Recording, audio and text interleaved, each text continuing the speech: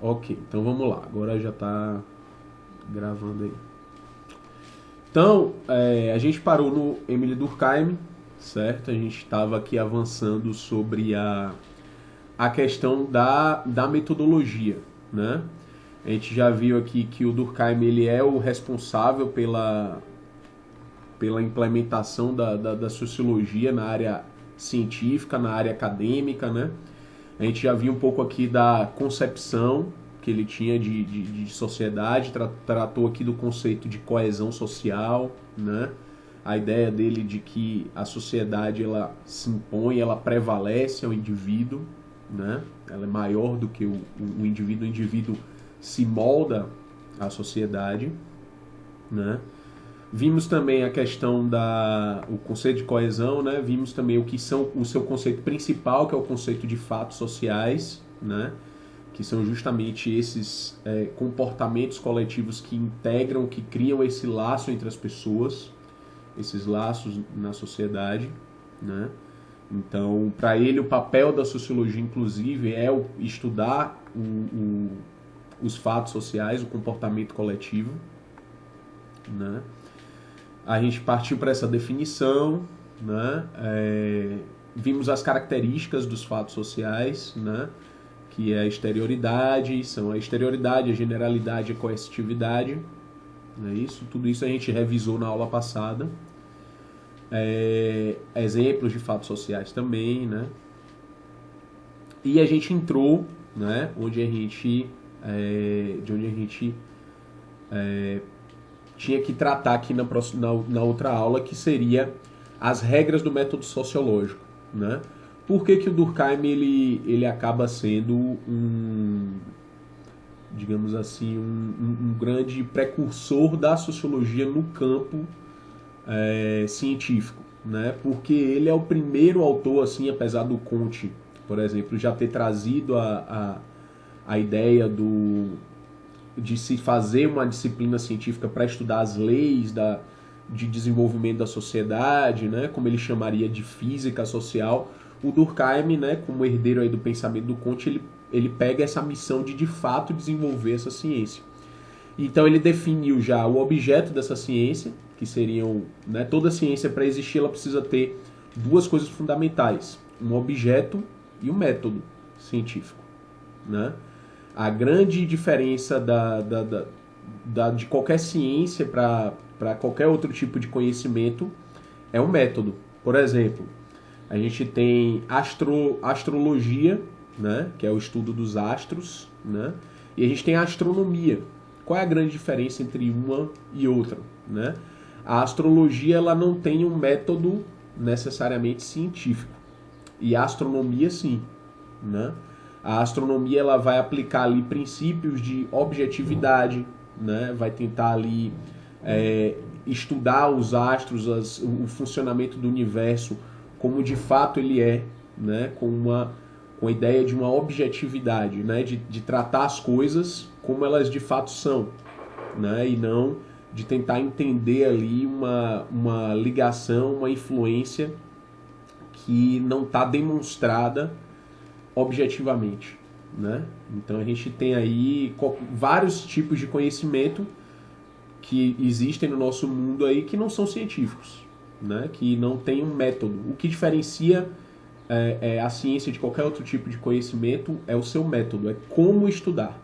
Não é necessariamente o que estudar, né? Como eu dei um exemplo aí para vocês, a gente tem aí áreas do conhecimento que são distintas, né? E que elas se manifestam, né, principalmente por terem um método, uma maneira de se estudar. O que é um método é uma maneira, né? Uma maneira de se estudar diferente, uma maneira de se estudar específica, né? Então, o que define qualquer ciência, em primeiro lugar, né, no seu objeto, ela tem que se dedicar ao estudar uma coisa específica, né, e ter um método, né, um método científico. A ciência ela se faz do método científico dela, né? E o método científico ele também não é único para todo e qualquer objeto. Ele vai ter que se adaptar às características do objeto. E é isso que o Durkheim ele está fazendo aqui, certo? Vocês estão me ouvindo? Tá tudo ok aí por enquanto? Eu vou até fechar o WhatsApp aqui para poder não dar nenhum risco de, né, de pane de internet de novo. Vamos lá. Então, o Durkheim ele define, né, a sociologia, portanto, como uma ciência a partir do momento que ele diz, olha, o objeto de estudo são isso, eu estou especificando o meu objeto de estudo, eu não estou tratando aqui de uma coisa genérica, o que eu vou tratar são os fatos sociais, então ele define os fatos sociais e ele vai dizer, a sociologia é a ciência dos fatos sociais. Ponto 1. Segundo ponto agora, a segunda regrinha aí para a gente ter uma ciência, o método, né? Então, Durkheim ele vai dizer, olha, devemos dentro da sociologia usar todo tipo de método científico, só que a gente precisa adaptar esse método científico ao objeto que a gente vai estudar. No caso da sociologia, o objeto que a gente está estudando não é como na física a gente está estudando um corpo, a queda de um corpo, ou a água que passa do estado líquido para o gasoso, para o sólido e etc., né? O que a gente está estudando são o comportamento das pessoas e da sociedade. E nós fazemos parte disso, né? Então, como nós somos parte da sociedade, dentro da sociologia a gente tem o objeto que se confunde com o sujeito, né?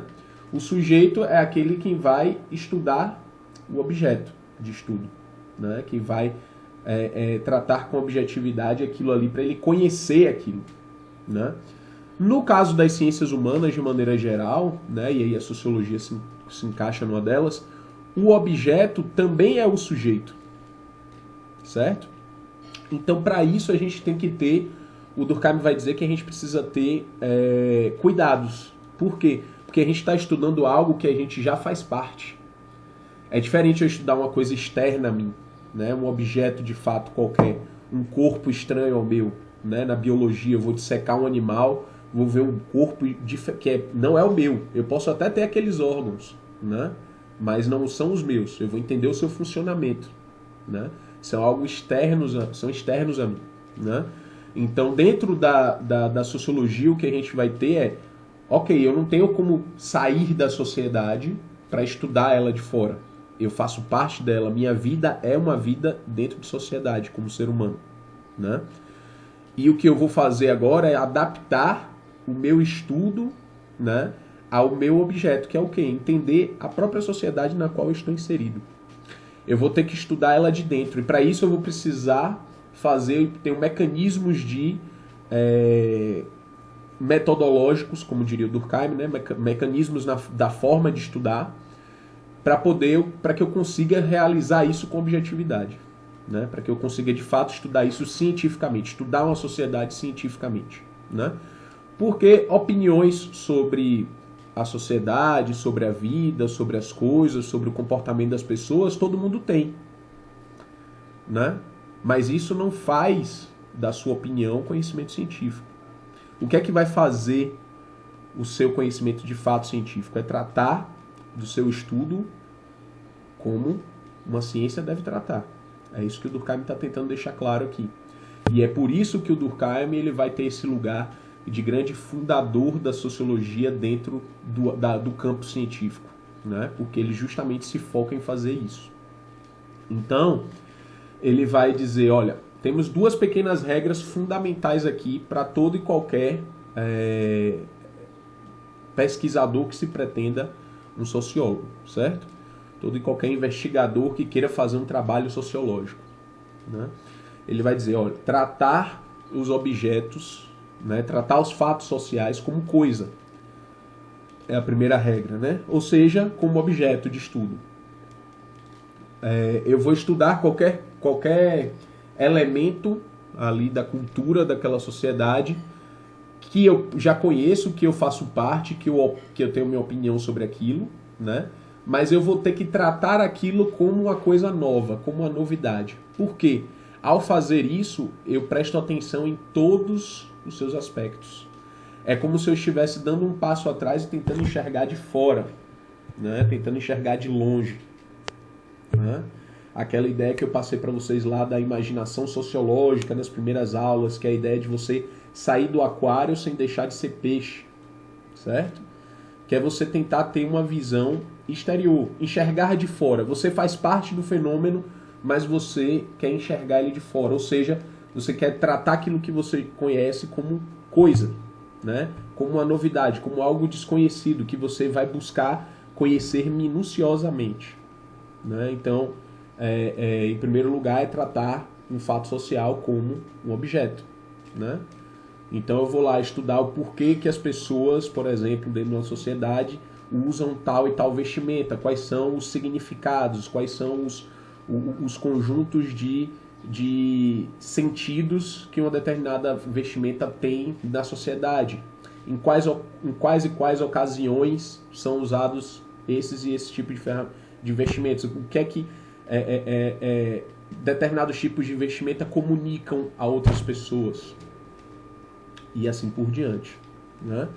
Então, eu vou tentar enxergar aquilo, por mais que eu viva isso, né? A gente troca de vestimento o tempo todo, né, na sociedade, eu vou lá fazer a minha análise daquilo como se aquilo fosse um elemento desconhecido para mim, certo? Como se eu fosse um indígena isolado que não veste roupa e que eu estou tentando entender por que aqueles não índios ali estão usando roupas, né? Então é como se eu fizesse esse exercício de, dentro da minha sociedade, eu conseguir analisar ali um comportamento que está lá, com toda a objetividade possível, analisando ele em todos os seus aspectos possíveis, para não perder nenhum detalhe. Certo? Então a primeira regra é essa. Segunda regra que o Durkheim vai chamar a atenção para se tomar cuidado é afastar as pré-noções, ou seja, os meus preconceitos, os meus pré-julgamentos que eu tenho sobre aquele comportamento que eu vou estudar. Por quê? Porque não é o papel do cientista, né, naquele momento, principalmente nesse momento, emitir uma opinião ou um julgamento de valor sobre um determinado comportamento, né? Então, por exemplo, vamos pegar aqui um exemplo de um sociólogo que quer estudar a dinâmica social do centro da cidade de Salvador de dia e à noite. Como é que se dá a dinâmica daquele local? Como que as pessoas se comportam naquele local a depender dos horários, quais são as atividades que elas estão se envolvendo, né? Então vamos lá, à noite eu sei que os lugares públicos, eles, principalmente dia de semana, eles são esvaziados, né? Porque o comércio, a atividade de comércio se encerra, os locais eles são esvaziados e ali começa a surgir toda uma outra dinâmica, né, social que acontece ali. Começa a surgir tráfico de drogas, né, prostituição e tudo mais. E por mais que eu tenha, digamos assim, opiniões negativas sobre aquele tipo de atividade, eu vou observar aquilo de uma maneira isenta, né, e descrever o que é que acontece. A minha preocupação é entender o que acontece naquele espaço e não julgar. Certo? Então esse é o meu objetivo principal. É compreender o fenômeno em si, em seus aspectos, como ele acontece, como ele funciona, e não emitir um julgamento. Então o Durkheim ele vai dizer isso. Essas duas coisas são importantes. Primeiro, eu tentar me afastar do objeto, entender ele como uma coisa, como uma novidade. Em segundo lugar, eu enxergar ele afastar as minhas pré-noções, afastar os meus preconceitos para enxergar ele com toda a sua objetividade, certo?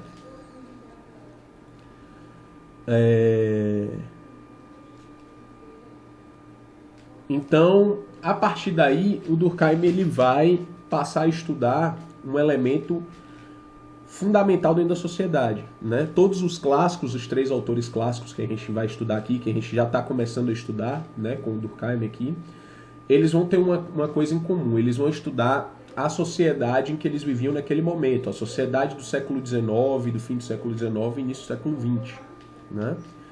E aí dentro dessa dinâmica que eles vão estudar aí, do que é que está transformando essa sociedade, da vida ter mudado tanto, o ritmo, a dinâmica de vida ter mudado tanto, o que é que vai acontecer dentro daquele espaço, aquelas transformações ali. E aí um elemento fundamental do Durkheim, ele vai dizer que, olha, a principal coisa que eu observei, que me chamou a atenção na mudança da dinâmica de vida dentro da sociedade, foi a divisão do trabalho, né? Como que na transição para a sociedade moderna que a gente está agora vivendo, como que o trabalho ele se modificou e ele modificou toda a ligação entre as pessoas, né? Então ele vai dizer, olha, lembrem que um conceito fundamental do Durkheim é o conceito de coesão social, que ele vai dizer o quê? Que a sociedade é um organismo próprio, né? Ela tem uma dinâmica própria ali e os indivíduos estão dentro dessa dinâmica, né? Então ele vai entender, né, que a ligação que se dá entre os indivíduos, né, a sociedade é um todo integrado, não é só uma soma de pessoas. A ligação, a conexão, né, a coesão que se dá entre as pessoas, ela acontece com uma determinada dinâmica que vai deixar aquela sociedade funcionando como um organismo ali próprio. E aí o que é que ele observa? Que nesse movimento de modernidade, né, de uma mudança que houve na sociedade para a sociedade moderna, para a sociedade das bases nas quais a gente vive hoje, né, que a gente viu desde as aulas anteriores lá com a professora de História, Cristiane e tudo mais, que são sociedades em que se modificaram politicamente, né, economicamente, o advento do capitalismo aí, né. Na política a gente vai ter a ideia das democracias, né? E no campo do conhecimento a gente vai ter as ciências. Então Durkheim ele vai dizer o seguinte, o principal elemento que houve, que modificou a forma geral da sociedade, de como ela funciona, né, foi a divisão do trabalho. Ou seja, ele entende que a sociedade, para existir, ela precisa estar coesa, estar conecta. E as mudanças que aconteceram nessa sociedade acabaram com a sociedade? Não. Mas modificaram a sua dinâmica. Toda mudança cultural, mudança social, muda a dinâmica da sociedade. Ela funciona de uma determinada maneira e a partir dessa mudança ela vai funcionar de uma outra maneira. E é isso que o Durkheim ele vai entender. E aí ele vai colocar o que é que foi o principal responsável aqui quando eu vejo que aconteceu uma mudança na sociedade, qual o impacto maior que houve aqui que eu consigo observar. Ele vai dizer que esse impacto maior foi dado pela divisão do trabalho social, né? Ele vai pegar a divisão do trabalho como principal aspecto que mudou a forma como a coesão dessa sociedade funciona. Vamos lá, vamos entender isso na prática. Imaginem aí mencionem aí, alguém aqui mora em um povoado pequeno, assim, de uns 20 mil habitantes no máximo?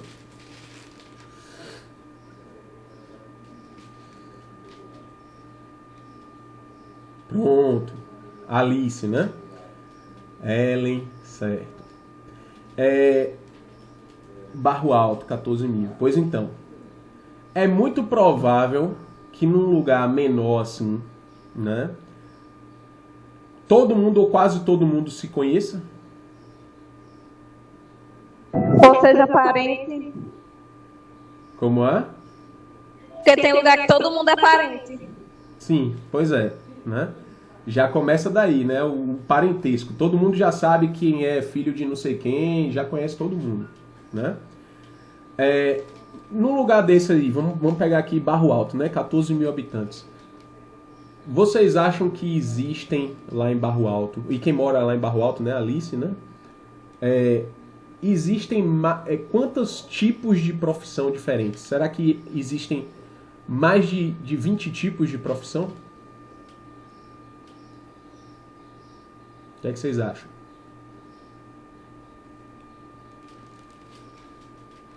Vou olhar para cá, para a câmera. Todo mundo é parente, não muitas, né? Certo. Agora vamos mudar essa realidade. Vamos pegar ali São Paulo, capital, né?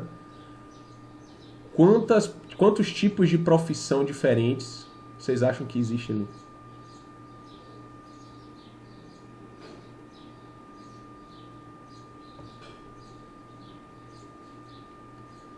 Milhares, uns 150, né? Por aí, né? Essas são muitas, né? Por quê, gente? O que é que acontece? E isso aqui é o efeito que o Durkheim ele vai estudar. Ele vai dizer, olha, um dos principais impactos da modernidade, né, do advento do capitalismo foi o crescimento populacional. Então você tem um aumento da população muito grande.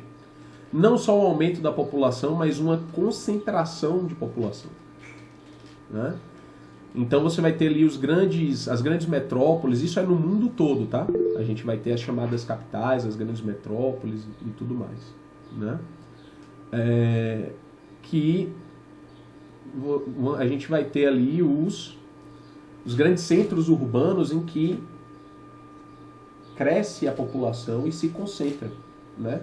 Muitas pessoas migram de fora, vão para lá e aquilo ali gera um aumento populacional muito grande. Então ele vai observar que na mudança da sociedade tradicional feudal para a sociedade moderna, o que aconteceu, um dos principais efeitos foi esse. A gente vai ter um crescimento populacional e uma concentração populacional muito grande, né? Isso vai trazer uma série de consequências, né? A primeira delas é, diferentemente lá de Barro Alto, 14 mil pessoas que quase todo mundo conhece todo mundo e quase todo mundo é parente, numa cidade grande como essa, numa grande metrópole, num grande centro urbano, você não conhece quase ninguém. Você não sabe nem quem é seu vizinho de porta, né? Então, o que é que acontece?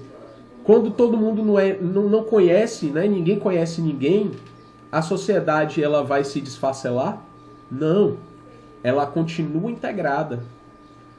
As grandes metrópoles existem há centenas de anos e continuam existindo e crescem cada vez mais no mundo afora, as super cidades. A gente tem aí Nova York, né? Enfim, Paris, cidades do mundo, né? Que tem gente do mundo todo e tudo mais. São Paulo a gente pode dizer que é uma cidade do mundo também, né? É uma grande metrópole, né? Uma cosmópole, como a gente chama, né? Então a gente vai dizer que vai entender o quê? Que numa proporção dessa de população, essas sociedades elas continuam existindo, só que elas funcionam com a dinâmica muito diferente de como funcionavam antes, quando eram sociedades menores. E a gente pode ver reflexos disso até hoje, né? Não é que a sociedade menor ficou parada no tempo, é que ela funciona com uma dinâmica diferente de uma cidade maior, né? Então, o que o Durkheim ele vai observar, ele vai chamar a atenção é exatamente isso. Que a dinâmica de funcionamento de sociedades, dessas sociedades, são diferentes. Então ele vai observar que o que mudou dentro da Europa com o advento da modernidade, né? Além de todas as mudanças aí que a gente já comentou históricas, ele vai dizer, olha, o principal aspecto da sociedade que mudou foi a mudança no tipo de solidariedade. Ou seja, o tipo de ligação que as pessoas tinham umas com as outras, né? Enquanto que numa sociedade menor a ligação ela é simples, ela é direta, né? Todo mundo se conhece diretamente, todo mundo participa dos mesmos eventos, as mesmas cerimônias e tudo mais, né? Numa sociedade maior é simplesmente impossível disso acontecer. E como é a dinâmica que funciona numa sociedade maior?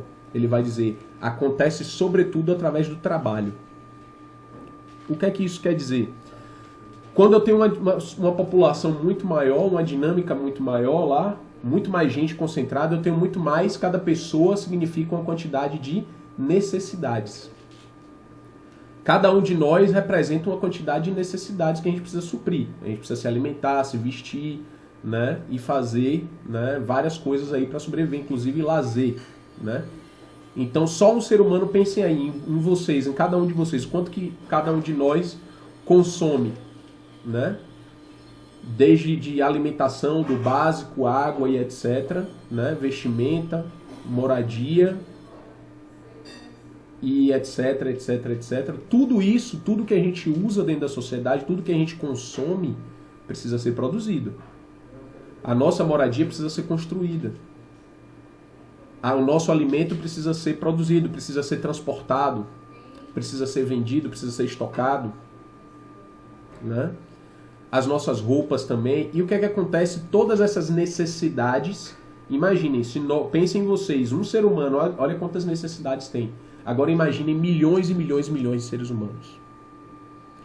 Como suprir todas essas necessidades para que aquela sociedade se mantenha grande e integrada do jeito que ela é? Ela não vai se desfazer. E é isso que o Durkheim ele vai observar. A grande diferença que houve para a sociedade moderna foi a mudança na divisão do trabalho. O que é mais fácil? Eu produzir tudo o que eu preciso para sobreviver? Ou a gente dividir as tarefas para que a produção seja mais eficiente? O que é que vocês acham? Dividir para a produção ser mais eficiente. Exatamente, né? Ou seja, diga, Poema. Não, é porque, tipo assim, na Revolução Industrial foi isso que fizeram. Tipo assim, o trabalhador dele deixou de conhecer todas as etapas do trabalho e começou a, tipo assim, a fazer uma parte específica. Exatamente. Perfeito. Tem um filme de Chaplin que mostra isso, que eu não me engano é Tempos Modernos. Isso, exatamente, né? Ali é o que vai mostrar, inclusive, no Tempos Modernos, como é que funciona o modelo fordista de produção, né? Você tem a esteira ali, vai passando rápido e ele tem que se virar para ir apertando os parafusos. É exatamente isso. Então, Poema, como o Poema bem chamou a atenção aí, gente, é isso mesmo. Quanto mais a gente tem uma população com uma necessidade, muita gente significa muitas necessidades. E para suprir essas necessidades, qual é a lógica? Mais fácil, ao invés de eu ter que produzir tudo que eu preciso individualmente para sobreviver, eu divido as tarefas. Então eu me especifico em produzir uma única coisa, né? Como se otimizasse o tempo. Exatamente. Eu descubro, olha como é que funciona a dinâmica da nossa sociedade hoje. A gente descobre aquilo em que a gente é bom, em que a gente consegue produzir bem para o outro, para que o outro consuma aquilo que a gente produz.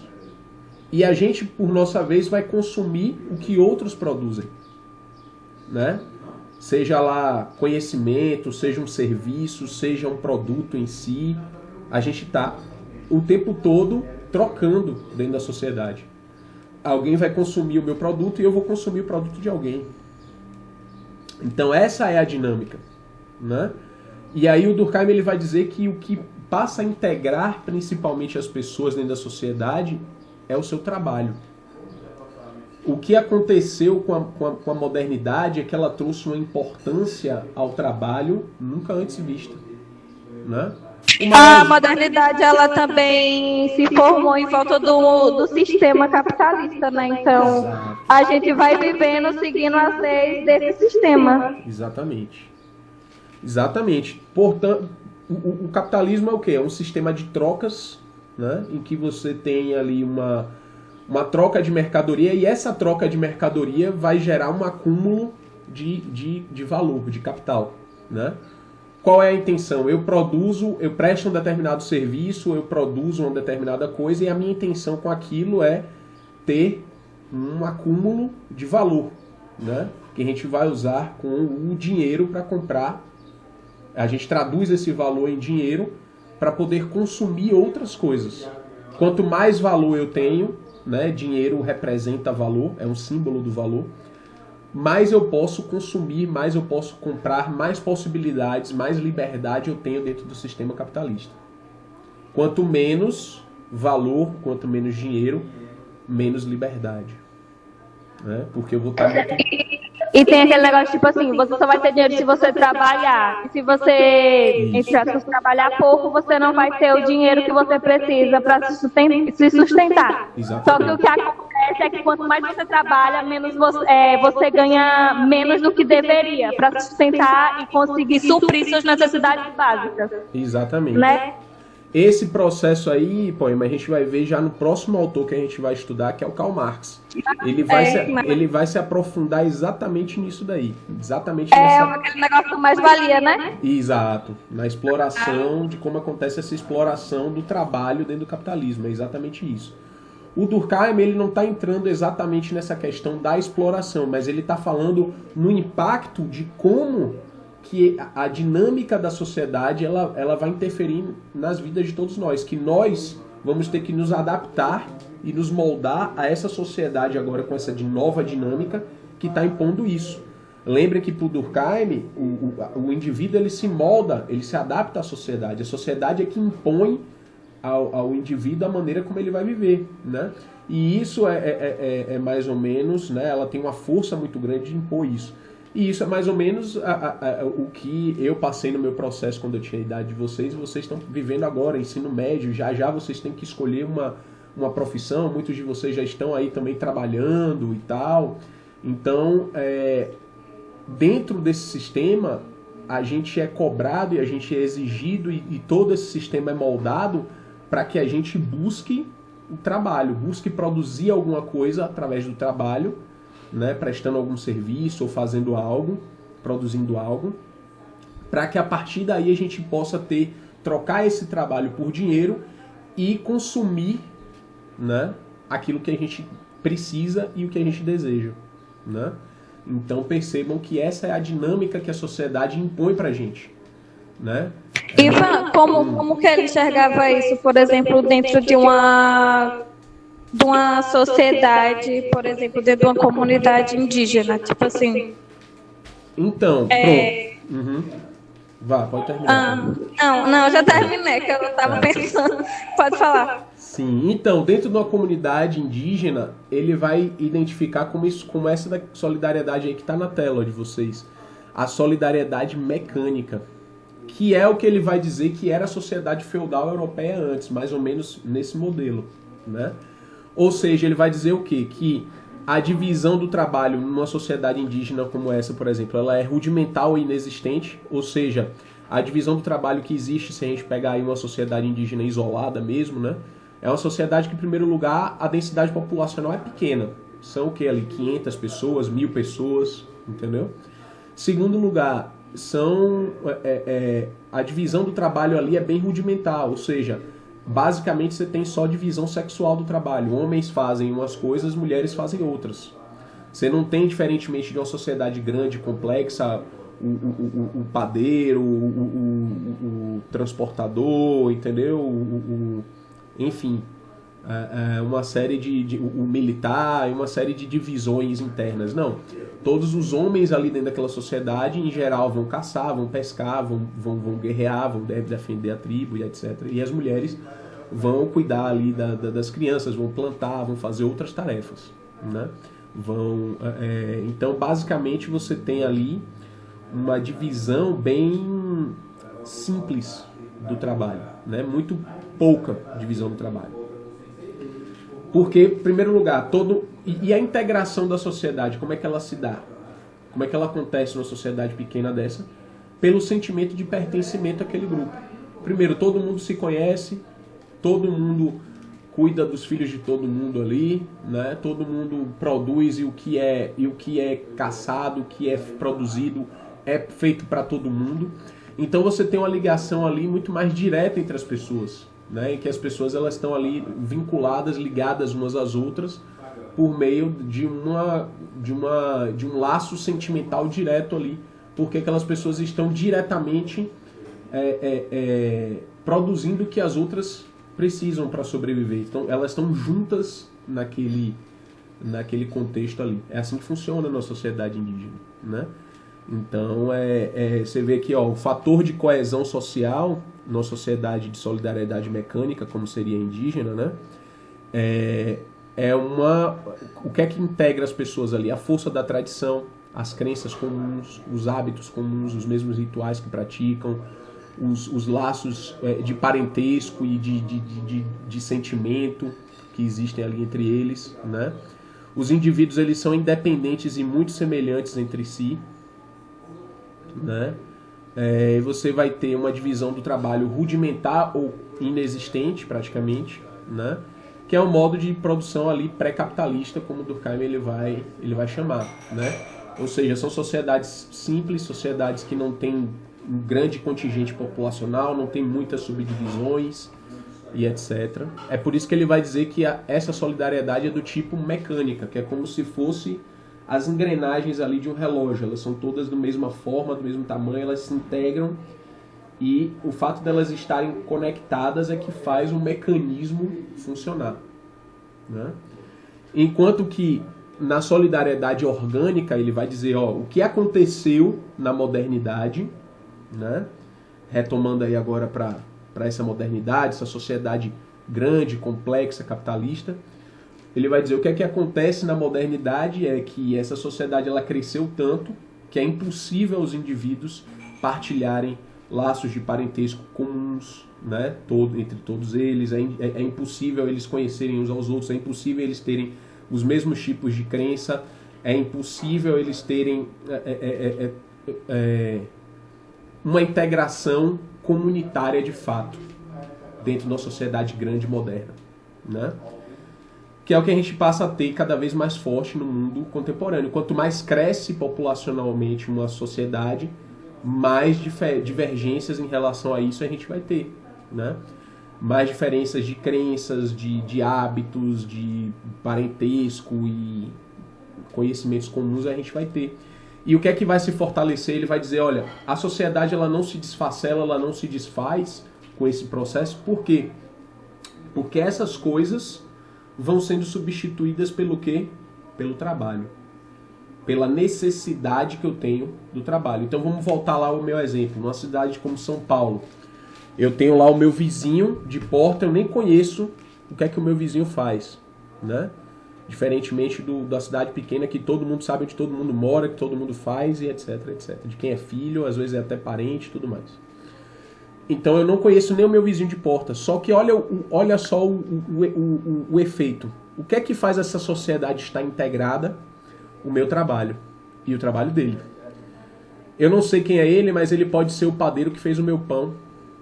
Ele pode ser o transportador que dirigiu lá o caminhão, que fez o transporte até o mercado onde eu comprei as minhas coisas, né? É por isso que tanta gente vai para lá em busca de trabalho.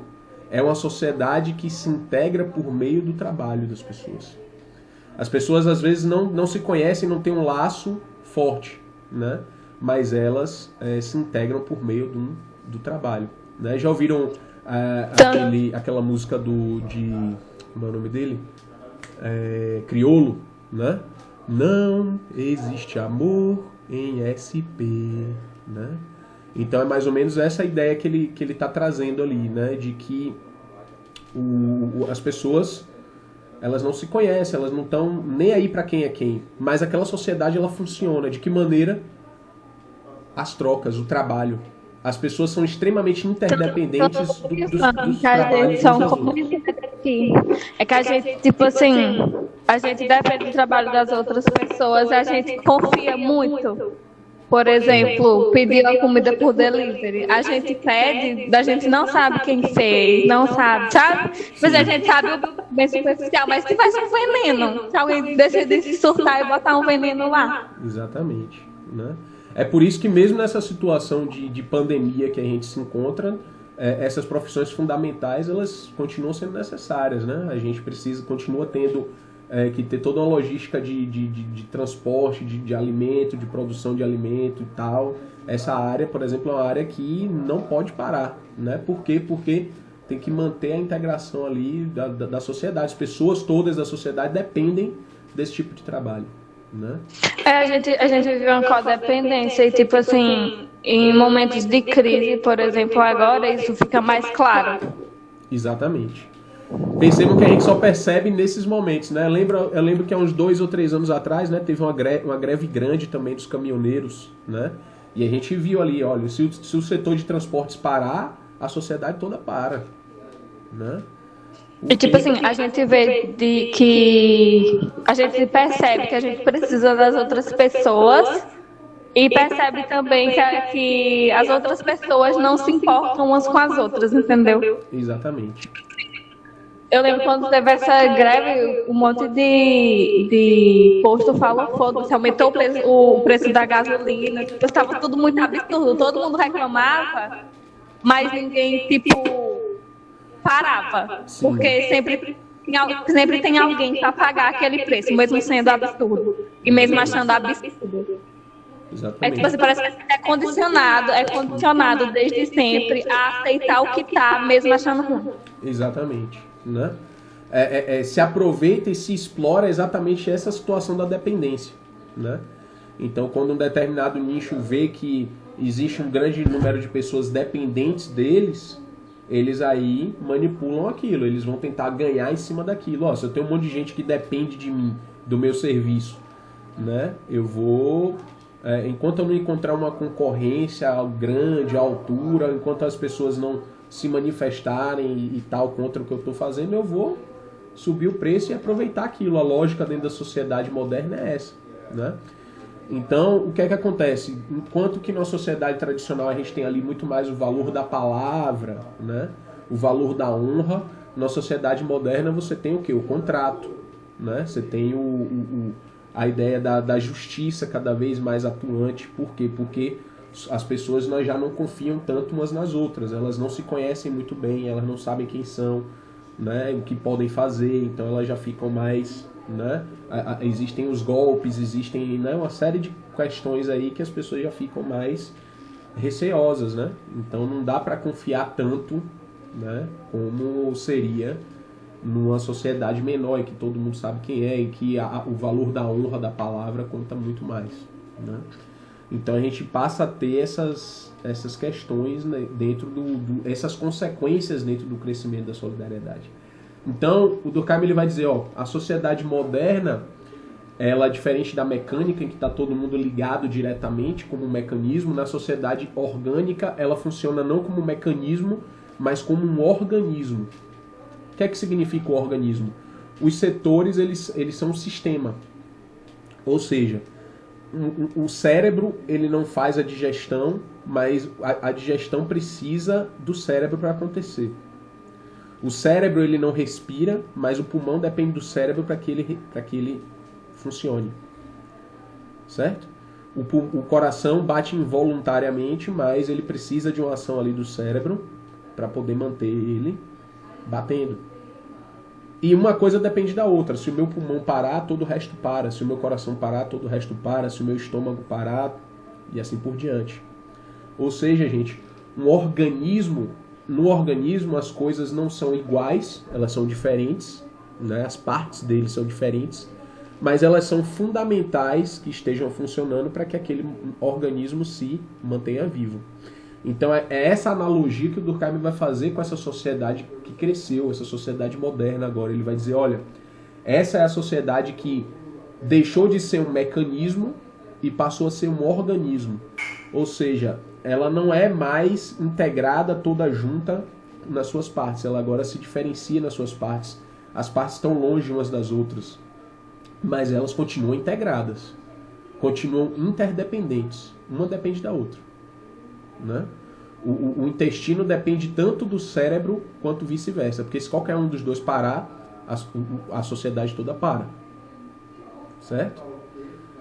Então, a ideia é exatamente essa. O Durkheim ele vai observar essa integração que acontece por meio do trabalho na sociedade moderna. O trabalho passa a ser o elemento central, o elemento que integra, né, essa sociedade e passa a ser o grande mote dessa sociedade capitalista, que vai, através do trabalho, vender e comprar, né, trocar os produtos, produzir valor para que a dinâmica dela continue existindo, né?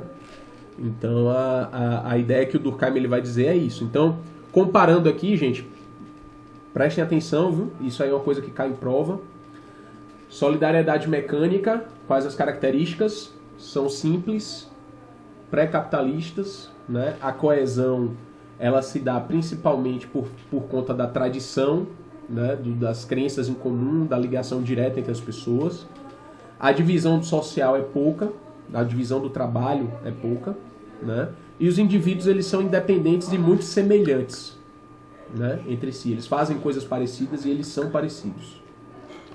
Dentro da solidariedade mecânica ou orgânica, né, que já é da sociedade complexa, das sociedades modernas, industriais, grandes, né, elas geralmente vão ser o quê? Sociedades capitalistas, né, em que a divisão do trabalho é o que? É complexa, existem muitas funções especializadas, gerando uma interdependência entre as distintas tarefas e os indivíduos. Ou seja, os indivíduos, eles são diferentes, distantes, mas muito mais interdependentes do que numa sociedade de tipo mecânica. Essa é que é a contradição, né?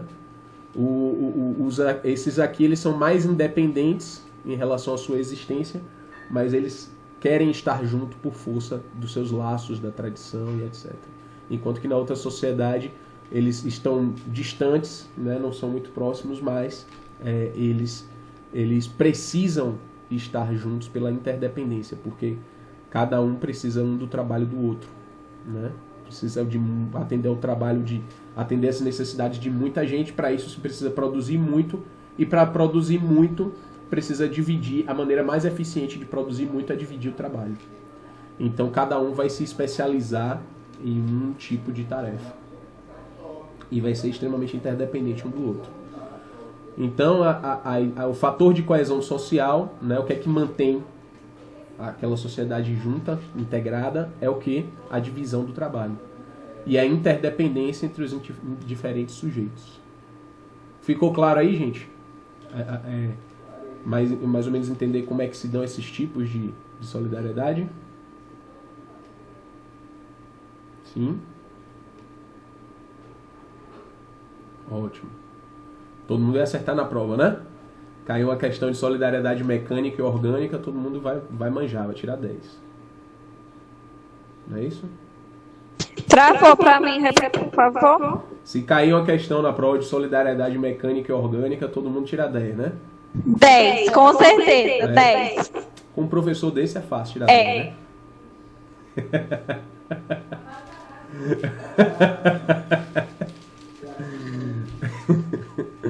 Tá certo. Então vamos lá. Vamos adiante. Então,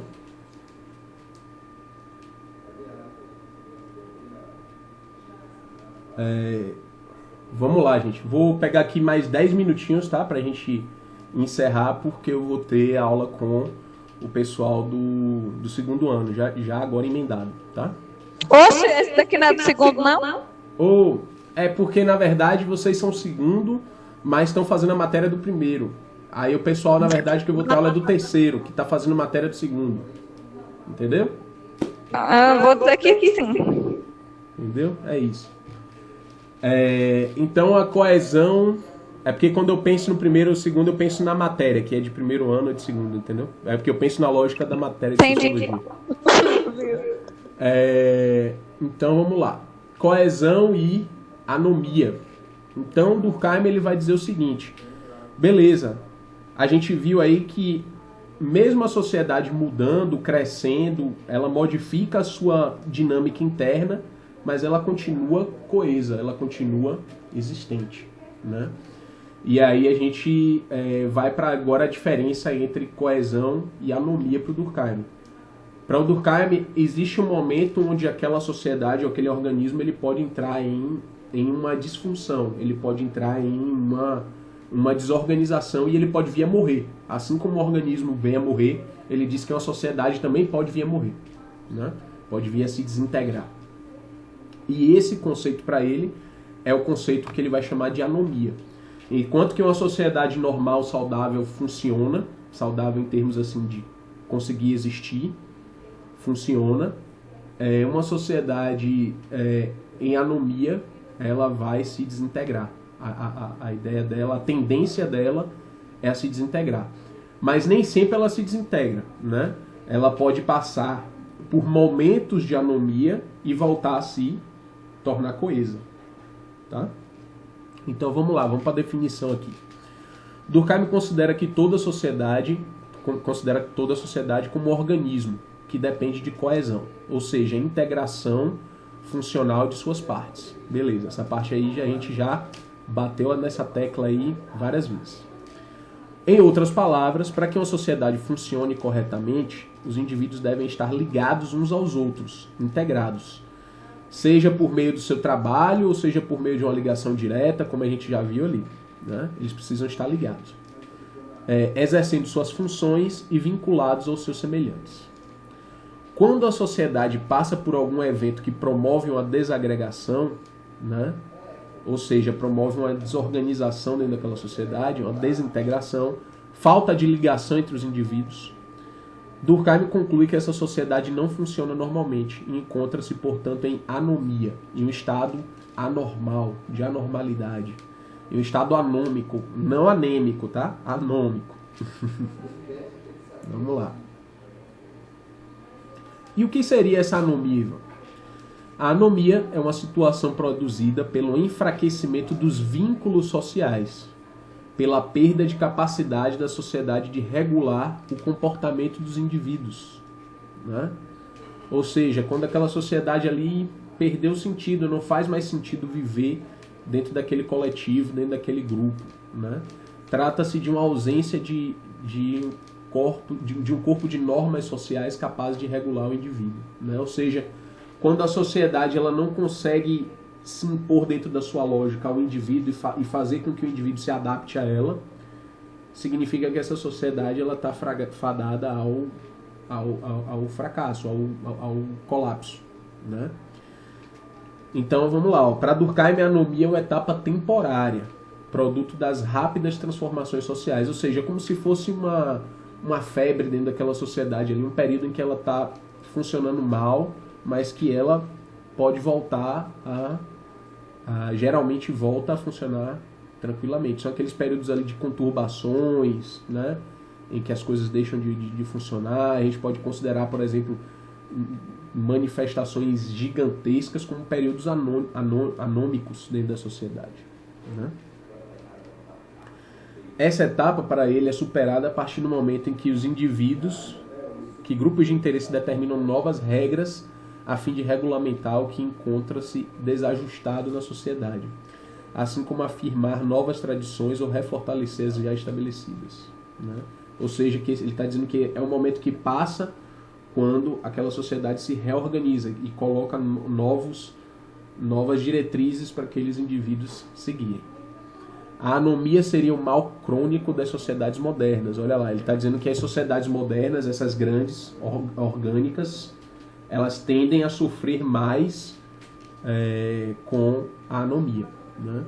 Marcadas pelas rápidas transformações sociais, as quais levam a situações de desajustes, né, sociais causados pela crise ou ausência de uma consciência coletiva, certo? Então ele vai dizer que exatamente pelo fato dos indivíduos ali dentro dessa sociedade, eles já estão mais afastados. Quando você tem uma crise econômica ou algo que afeta essa interligação aí entre os indivíduos, que se dá por meio do trabalho, quando você tem uma crise econômica e isso acontece, ele diz que essa sociedade tende a entrar em crises, em estados de anomia com muito mais frequência, né, das sociedades modernas. O que é uma verdade, né?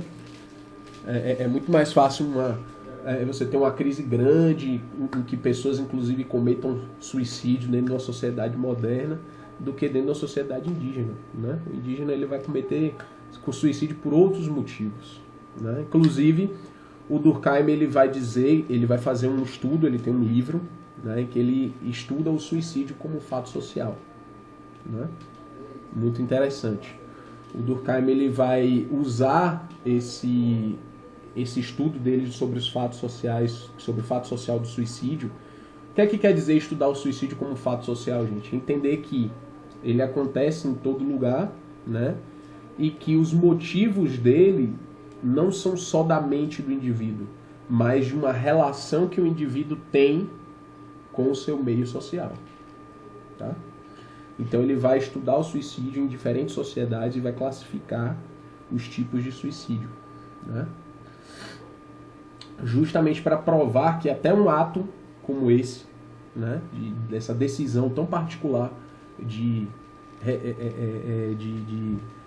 digamos assim, desistir, né, de não viver mais, né, está às vezes ligado à sociedade, né? Ele viu do povo da Suécia lá que se taca de barranco, uns velhos, botou os velhos pra se matar. Já viu? Não. Botou os velhos pra pular dos barrancos bem altos, dizendo que é bem estranho. Tu já viu Midsommar? Não. É o que? Um filme? É bem estranho, mas fala disso aí. O filme é? É o que? Um documentário? Midsommar, como é? É japonês? Não. Midsommar. É isso aqui? O mal não espera a noite. Peraí, é que eu não tô conseguindo enxergar, peraí. Midsommar. É esse daí que tem o povo de branco. Ah, eu vou ver depois. Que tem, tipo assim, que fala, né, sobre suicídio. Porque eu não sei se eu explicar, é spoiler, mas aí tu assiste e tu vai entender, entendeu? Entendi, eu vou deixar aberto aqui, vou ver depois. Deixa eu ver aqui. Seppuku no Japão. Sim. Na época do Japão feudal, né, quando os samurais eles falhavam na missão, era uma grande desonra, né? E aí eles praticavam o seppuku, né? O suicídio, porque perder a honra para eles era pior do que perder a vida, né? E exatamente por isso esse espírito samurai aí que vai influenciar eles os japoneses, por exemplo, durante a Segunda Guerra Mundial, fazer o kamikaze, né? Eles iam nos aviões e chocavam os aviões contra as bases militares. Aquele povo que é religioso, que eu esqueci o nome, mas são extremistas, que entre prédios, por exemplo, os terroristas, né, de grupos radicais islâmicos são outro exemplo também. Então, o que é que o Durkheim ele vai dizer? Que o suicídio, portanto, ele pode ter vários fatores e ele indica, inclusive, o tipo de sociedade no qual ele acontece. Ele vai classificar em 3 tipos, né? O egoísta, o altruísta e o anômico. Então, qual que seria o tipo de suicídio egoísta? Ele vai dizer que ocorre em geral nas sociedades de solidariedade do tipo orgânica, né? Ou seja, sociedades modernas, grandes e etc. Esse suicídio ocorre quando o indivíduo não consegue firmar laços sociais através do trabalho ou da família, não se vendo, portanto, integrado à sociedade e não encontra um sentido em sua vida, né? Ele vai dizer que ele faz um estudo estatístico, né? E aí ele vai observar dentro das estatísticas dele, na época, né, no início do século XX, quando ele fez esse estudo, e aí ele vai estabelecer ali um perfil de quem, dentro da sociedade moderna, qual o maior número de suicídios que acontece, né? Ele vai dizer que, naquela época ali, ao fazer o levantamento estatístico em seu estudo, no começo do século XX, Durkheim observou que a maioria dos casos de suicídio ocorriam com homens solteiros desempregados com mais de 40 anos. Né? Olha lá os fatores. Né? Ou seja, não, como ele coloca aqui na tese dele, né? não firmam laços sociais por meio do trabalho ou da família. Né? E aí os indivíduos, portanto, não se veem integrados a essa sociedade, e isso passa a ser um motivo, né, a mais para que ele cometa esse suicídio. Aí ele vai falar aqui agora, poema, do outro tipo de suicídio, que é muito mais parecido com esse aí que você estava falando, do pessoal que se joga das montanhas aí, que é esse aqui, o altruísta, né, comum a sociedades tradicionais, ou seja, sociedades que não são sociedades modernas, não são sociedades grandes, né? Então, comum a sociedades tradicionais, né? Ou seja, sociedades menores, né? Que a tradição prevalece, que a ligação entre as pessoas é direta e etc. né? Ele vai observar isso em pequenos grupos, né? Sociedades, por exemplo, na Índia e outros lugares, em que os indivíduos eles se suicidam em nome do grupo. Né? Isso acontece inclusive em sociedades indígenas. Né? O que é que isso quer dizer? Né? Que o indivíduo, em nome do grupo, daquela identidade ali, daquele grupo que ele pertence, ele vai cometer um suicídio. Né? Como? Né? Por exemplo, quando ele como você deu o exemplo aí, quando ele já é idoso, né? Que ele se considera um fardo para aquele grupo, ou, enfim, deficiente físico. Em algumas comunidades indígenas existia essa prática, né? Quando o indivíduo já estava idoso, ou deficiente físico, enfim, apresentava algum problema, ele próprio se isolava e praticava o suicídio.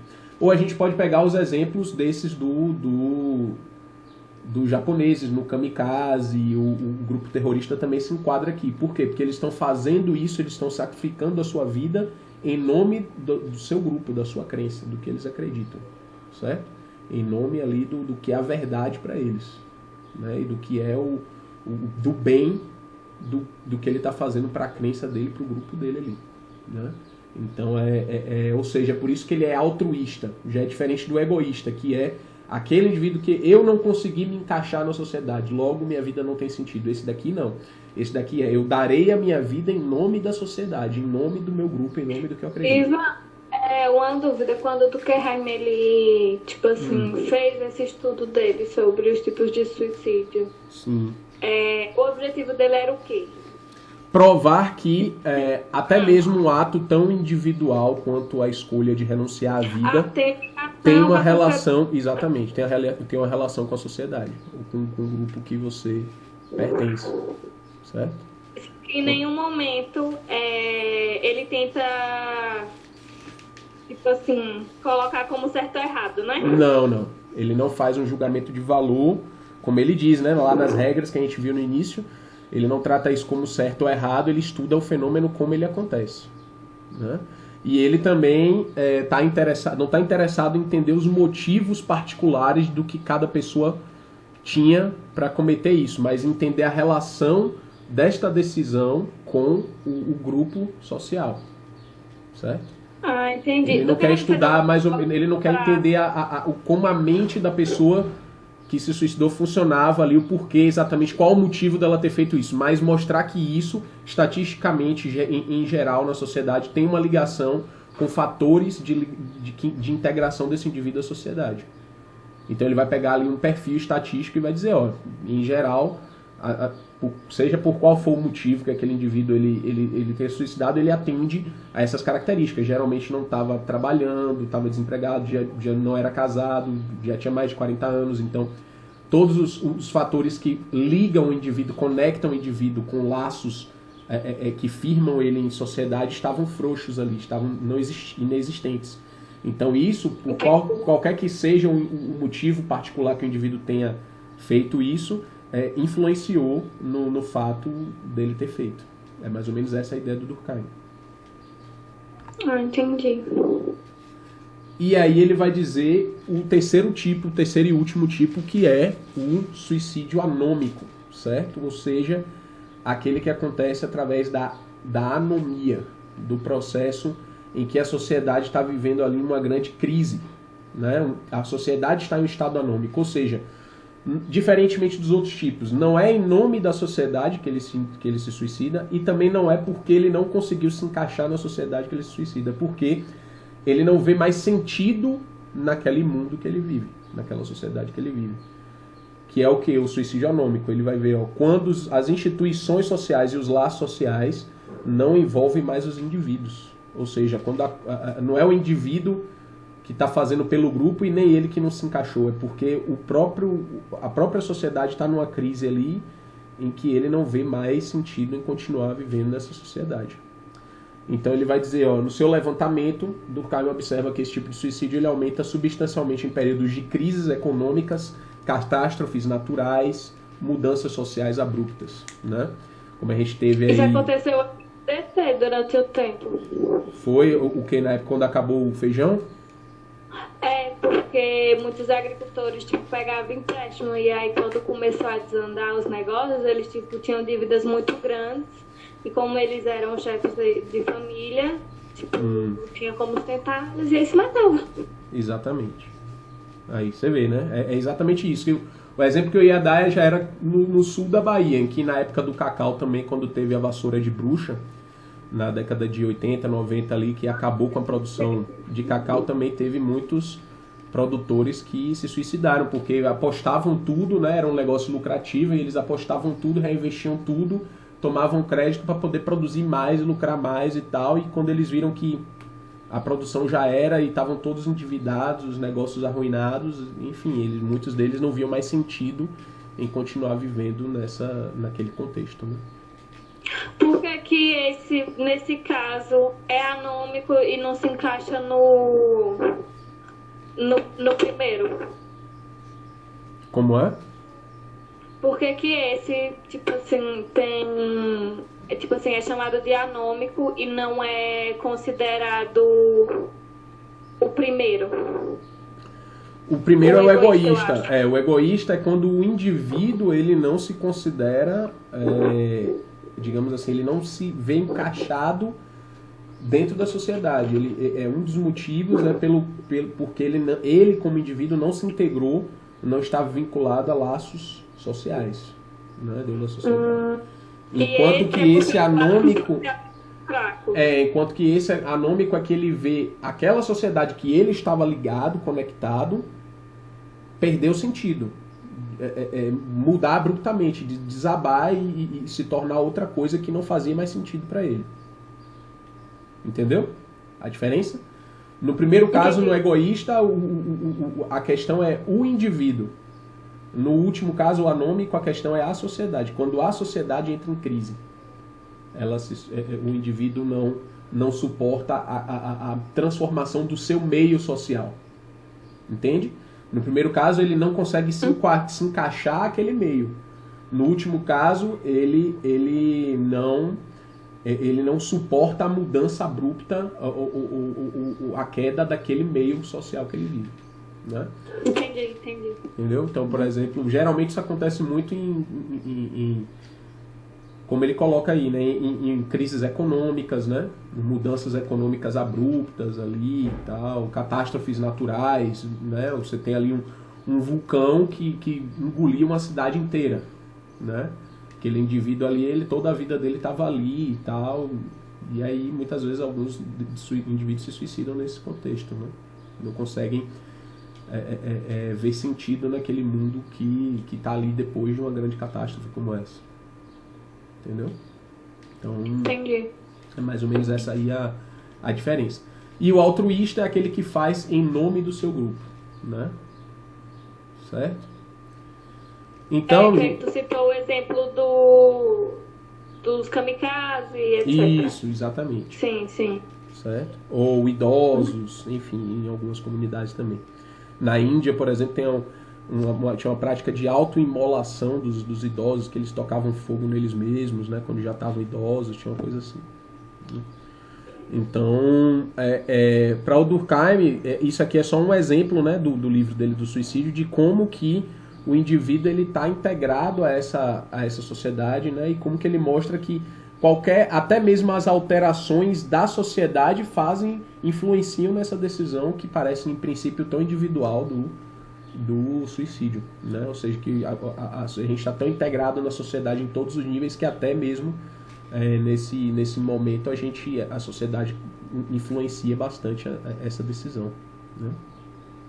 Então, portanto, né, já para a gente encerrar aqui o Durkheim, qual que é a questão para o Durkheim? Ele considerava que, portanto, a moral, né, tem um papel importantíssimo na manutenção da coesão social, né? Ou seja, aquilo que os indivíduos consideravam o correto, o que deveria ser feito, os deveres e etc.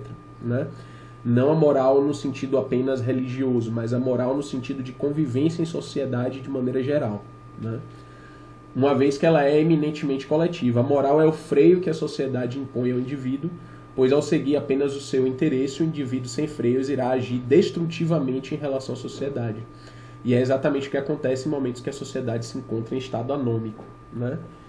Então você observa que em momentos de crise na sociedade você tem o quê? Você tem os freios morais sendo afetados. Você vê que quando tem grandes manifestações, não sei o quê, tem quebra-quebra, tem saques a lojas, tem todo tipo de ação que é considerada imoral dentro da sociedade, começa a acontecer justamente porque a sociedade perde aquele controle, né, moral que tinha sobre os indivíduos nesses momentos de crise, nesses momentos de anomia, né?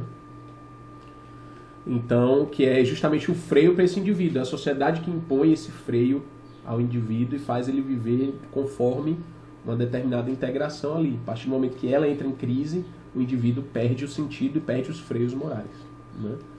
Então, para Durkheim, a educação moral deveria ter um papel de inspirar o indivíduo, de inspirar no indivíduo a moral no intuito de favorecer a harmonia e a coesão social, né? Ou seja, qual é a conclusão que o Durkheim entende? Que o papel educativo, né, deve ser o de formar uma moralidade no cidadão para que ele, independentemente das crises, dos momentos ruins e etc., ele consiga agir pensando no próximo, pensando na manutenção da sociedade, pensando num senso de justiça, para que a sociedade ela não se desintegre e não entre numa crise total. Certo? A ideia do Durkheim é essa. Então, o que é que a gente poderia dizer que seria a síntese do pensamento durkheimiano, né? Do pensamento do Durkheim, que a construção do ser social, a frase do próprio, né? Construção do ser social, feita em boa parte pela educação, é a assimilação pelo indivíduo de uma série de normas e princípios, sejam morais, religiosos, éticos ou de comportamento, que balizam a conduta do indivíduo num grupo. O homem, mais do que formador da sociedade, é um produto dela. Certo? Então é isso que o Durkheim ele acaba sintetizando no seu pensamento, né? Que o homem, né, o ser humano, ele é produto desse meio e que esse meio social precisa incutir nesse homem uma visão moral para que a própria sociedade como um todo continue existindo e tentando progredir. Porque a partir do momento em que isso não é fixado nesse ser humano, ele vai agir destrutivamente contra esse próprio grupo e atrapalhar o desenvolvimento dessa própria moralidade, certo? Dessa própria sociedade. Certo, gente? Então, em resumo, a gente já viu bastante coisa aqui do Durkheim, né? Vou botar aqui agora esse último quadro, que é a síntese de tudo que a gente viu. Aqui é que a gente viu aí os conceitos de Durkheim: coesão social, fatos sociais e suas características, regras do método sociológico, divisão do trabalho e solidariedade, os tipos de solidariedade, o conceito de anomia, o suicídio e os seus tipos, e moral e educação, certo? A gente acabou de encerrar aí. Então, prestem atenção, eu vou colocar uma avaliação de Durkheim lá na nossa sala virtual para vocês responderem uma prova só sobre Durkheim, e que vão cair todos esses conceitos que a gente estudou aqui. Você já tem acesso a esses slides aqui. Eu vou postar também um livrinho para vocês lerem, né, que vai ser base. E é isso. Ivan, essas provas já são prova, né? Tipo prova, né? A prova objetiva, ABCDE. E vai dar nota lá quando, né, voltar lá, é nota já. Vocês estão fazendo a matéria completa aqui. A matéria vai ser eliminada, vocês não precisam mais fazer a matéria de Sociologia 1 quando terminarmos aqui em dezembro, certo? Menino! Certo, então tá bom, então. Tu tá dizendo, eu acredito. Nota. Pois é. Sim, Rafael falou aqui dos Khoisan. É uma boa imagem. Grupos tradicionais. Não tinha ouvido falar não. Deixa eu pesquisar aqui, Rafael. Khoisan. Certo? Legal. Eu vou dar uma lida aqui, Rafael, e aí próxima aula a gente comenta, tá? Gente, o horário tá estourado, eu vou partir correndo agora para outra turma, tá? Mas pelo menos eu já encerrei o Durkheim aqui com vocês.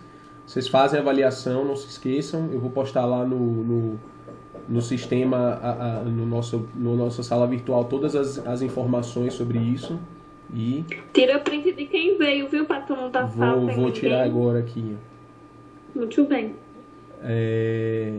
E aí vocês fiquem atentos para fazer a avaliação. Até Irla, de Irla até Nice. E de Nice até Verena. Opa, peraí.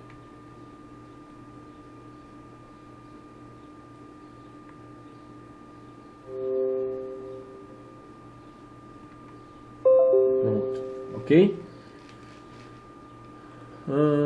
Atividade semana passada. Cadê? Que atividade? Pois é, que atividade? Eu também não sei. Não tinha dito semana passada que ia passar uma atividade lá na sala online e depois eu fiquei olhando, não teve, eu acho. Foi? Ou tu esqueceu ou não teve. Não, vocês fizeram a última que vocês fizeram foi aquela prova, né? Dos conceitos iniciais e tal. Pronto, foi isso. Agora é a segunda avaliação que vocês vão fazer, que é de Durkheim. Vale quanto? É 10 pontos também. Certo? Até que dia... Vai. Eu vou postar no mural direitinho as orientações, vai estar lá a data de entrega, tá? E aí a gente encerra isso aí o Durkheim agora, e semana que vem já começa o Marx, tá bom? Tá bom, tchau. Então é isso, obrigado, gente. Bom final de semana aí pra vocês e até o nosso próximo encontro. Até. Hoje ficou meio corrido aí porque, né, vou ter essa outra aula agora. Valeu, tchau, tchau.